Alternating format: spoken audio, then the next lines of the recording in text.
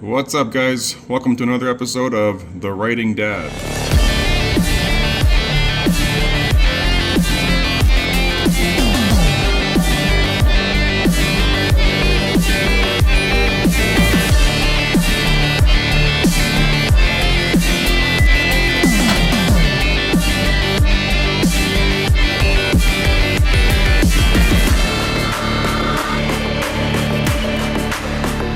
So today's episode will be short and sweet. I'm just gonna invite you guys to join me. Look, I even have this douchey stick here that all the influencers use. I hate this so much. And I'm gonna be checking out MailChimp. I've been listening to a bunch of stuff, and everyone's been saying that that's the way to go.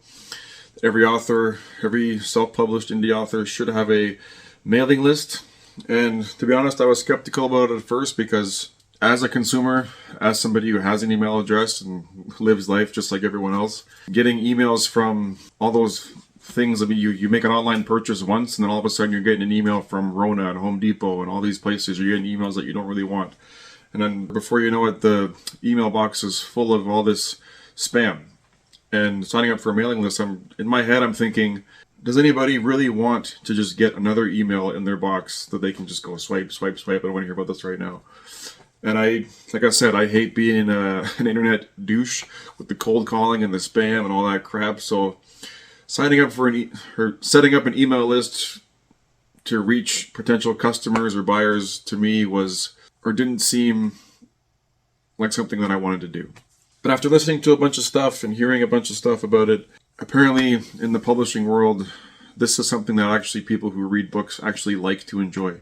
There's people out there who enjoy my books or picked up my books and have wanted to check out more. This is the way to get more of the word out there that there's more stuff coming and people can follow the progress of new books that I'm writing, whatever's going on with these videos, things like that, how it's going, where it's been, stuff like that. So I'm going to give it a go. Okay, so here we go. Going to open up MailChimp.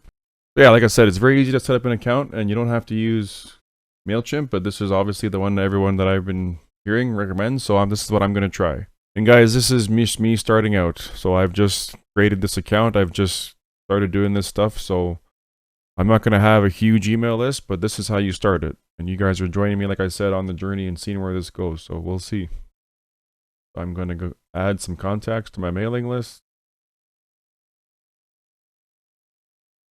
By the way, you should be getting people's permission, I find, because you don't just want to import everybody from your contact list or something like that. And, so they say the best way to do it is ask all your friends and family and stuff.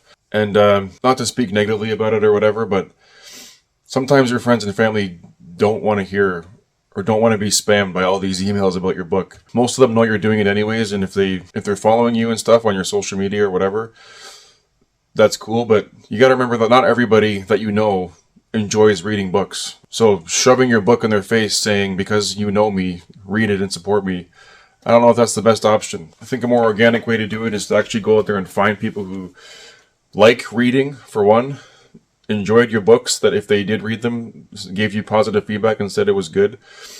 Again, not to speak bad about it, but the people who read your book who are just doing it out of obligation because they know you and they're trying to be nice and support you, which is awesome. But if they don't like to read and they don't like reading and they didn't enjoy your book, then there's no point in pushing more of your books on them just so that you can have like some little false sense of success that a bunch of people read your book. But in reality, it's a bunch of people who read your book that just kind of did it because they had to, but didn't really enjoy it. So with doing something like this, it's better to find actual, organic, natural, real readers who enjoyed it. And that might be some people from your friends and family list, which is great. So if you have a handful of people in your circle that actually enjoyed your book, can't stress enough, actually enjoyed your book, and you think would want to read more of your stuff, then by all means put them on there, but ask them first. Because the last thing you want to do is add a bunch of people on your list who end up unsubscribing because they're sick of getting stupid emails from you that they never wanted in the first place.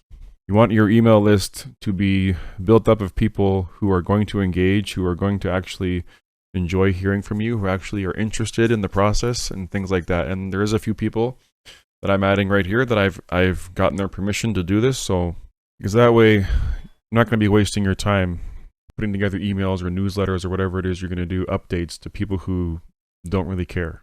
And that you're just wasting your own time and their time. So even though it might feel like,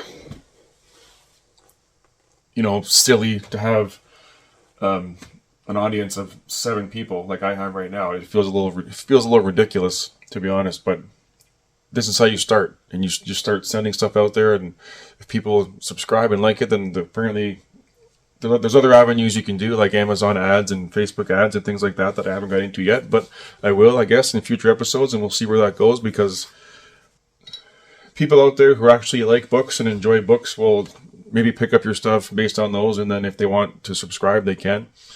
One of the other things that I've heard is that in your books or in your ebooks or your paperbacks, whatever, you should put a little section in there that invites people to sign up for the email list. Just put a little blurb in the back, just with a link, or not a hyperlink. Obviously, they can't click anything on a paperback book, but just a web address or something that they can go to sign up for your mailing list. And here we go. You guys can fumble around with me as I play around with the features on MailChimp and create my first update to my illustrious audience of fans. First little welcome email message that I made, so this is what is going to be sent out.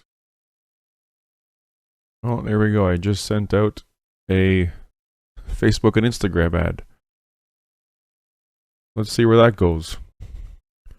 So look, all 7 of my audience will get this email that I send out. And it'll look like this. Check it over, make sure it's good. And I guess that's pretty much it, guys. I'm going to play around with this and send some emails out and see where it goes. Hopefully, we'll get some hits.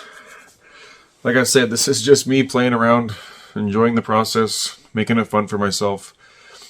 I'm no expert. I'm no experienced publishing giant who's coming at you from a place where I have had this great success. You've seen stuff like this, and this is just me goofing around and seeing where it goes. I'm hoping to prove myself wrong, because I'm very cynical about it. And if this proves me wrong, and anyone out there wrong, that this can be done, then that's the goal. Anyways, enjoy, guys. Don't be a douche.